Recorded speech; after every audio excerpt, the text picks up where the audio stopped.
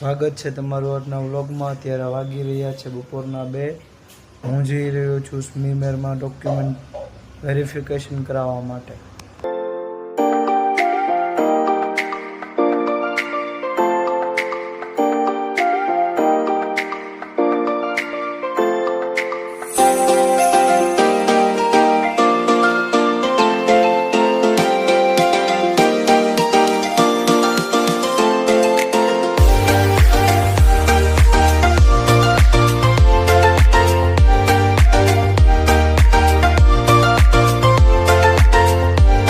હું પહોંચી ગયો છું સ્મીમેર હેલ્પ સેન્ટર।